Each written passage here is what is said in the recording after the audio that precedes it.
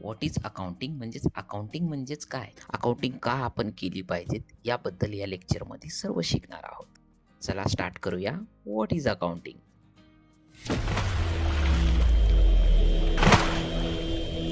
Accounting is defined as a systematically summarized recording of day-to-day business transaction in the book of accounting. बिझनेसमध्ये होणारी देवाणघेवाण, विक्री खरेदी हे आपल्याला अकाउंटिंगमध्येही लिहायची असते आणि ते रोजची त्या डेटला लिहायची असते.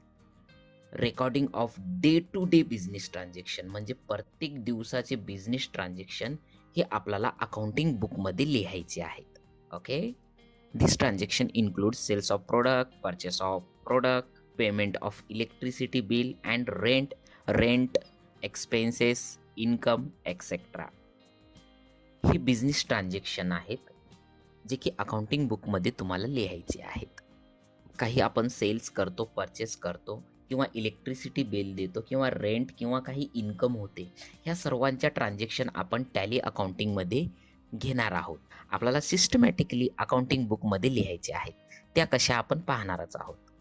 In other words, the book of your company can be treated as a medical report that show the health of your company.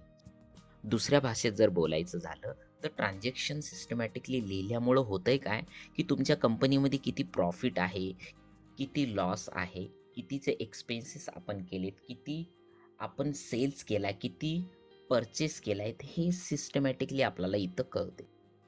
Accounting शिकणं हे खूपच महत्त्वाचं आहे हे जाणून घेण्यासाठी की तुमचं अकाउंटिंग हे सिस्टमॅटिकली चालू आहे का, कशा पद्धतीनं तुमचा बिझनेस चालतोय हे समजून घेण्यासाठी अकाउंटिंग शिकणं हे खूपच महत्त्वाचं आहे.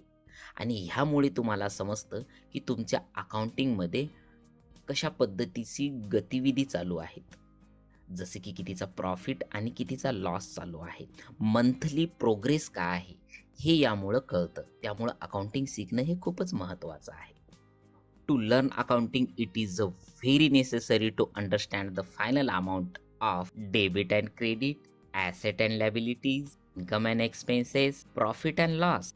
To learn accounting it is very necessary to understand the final amount of. Accounting शिकणं हे खूपच महत्त्वाचं आहे हे जाणून घेण्यासाठी की तुमच्या बिझनेसची फायनल अमाऊंट काय आहे, तुमच्या बिझनेसमध्ये फायनल मंथली रिझल्ट काय आहे. त्यासाठी तुम्हाला समजून घ्यावं लागेल, शिकावं लागेल की डेबिट अँड क्रेडिट काय आहे, ॲसेट अँड लायबिलिटीज काय आहे, इन्कम अँड एक्सपेन्सेस काय आहेत, प्रॉफिट अँड लॉस काय आहेत. ह्या सगळ्या गोष्टी आपण येणाऱ्या लेक्चर्समध्ये शिकणारच आहोत. बस एवढंच तुम्हाला शिकायचं आहे. एवढं झाल्याच्या नंतर तुमचं अकाउंटिंग सिस्टमॅटिकली अँड करेक्टली येईल.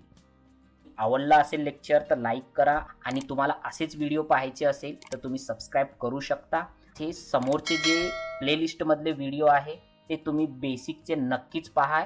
काही क्वेश्चन तुमचे असेल तर कमेंट्स तुम्ही करू शकता. थँक्यू.